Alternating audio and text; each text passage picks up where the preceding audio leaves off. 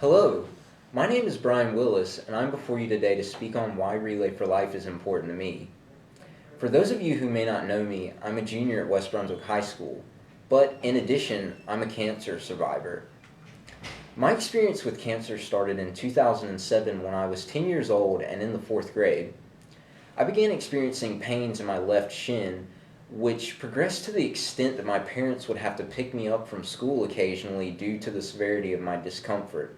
After a period of persistent pains, my parents took me to our family doctor, who dismissed the occurrences as growing pains.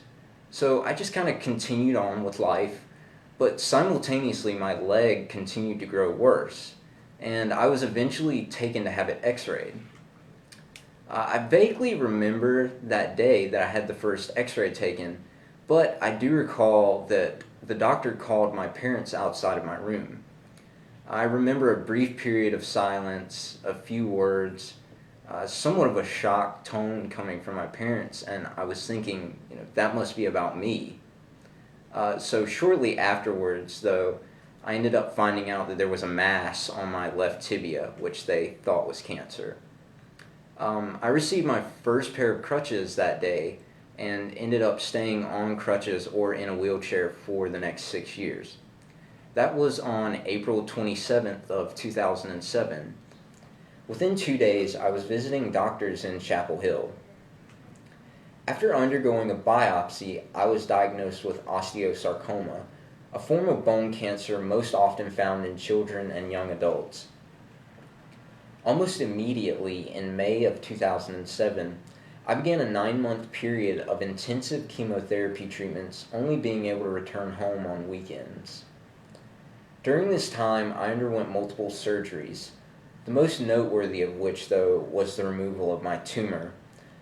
In order to eliminate the tumor, my orthopedic surgeon had to remove 7 inches of my tibia and replace it with a donor bone, which ended up taking over 15 hours. Though at times it was a struggle to cope with, my treatments were successful in allowing me to be deemed cancer-free in February of 2008. But the story doesn't end there. I faced troubles with the donor bone that was placed in my leg. Unfortunately, the bone and the metal holding it in place contracted an infection that restricted me for years to come. Through surgery, my doctors in Chapel Hill tried numerous times to clean the bone, but each time the infection continually eluded their attempts. This process went on for around 2 years. Finally, in 2010, my doctors in Chapel Hill gave me and my family an ultimatum. We could either retry all of their previously failed procedures with no guarantee of their success, or we could amputate my leg below the knee. My family would accept neither option. Through various connections, I was introduced to Dr. Mark Dahl of Minneapolis, Minnesota, an orthopedic surgeon specializing in limb lengthening and bone regeneration.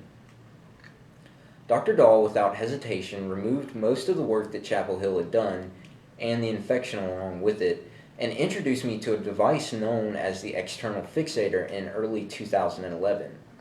This device, through a several-month period of pulling and stretching, grew my tibia back. Following the regeneration of my tibia, Dr. Dahl set out to correct the 5.5-inch length discrepancy between my two legs by first implanting a telescopic rod in my left femur, and then later employing a similar procedure within my left tibia, which placed me at a total of 25 surgeries and leads to my current condition.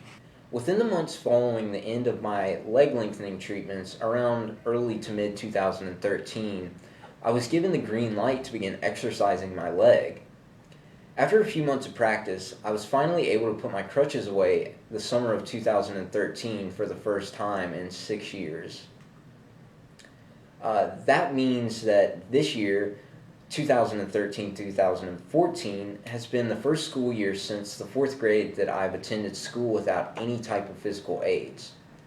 While I do still have to have the lengthening devices removed at some point, I'm clear of all other medical restrictions and have remained cancer-free. Ultimately, this is the essence of Relay for Life for me.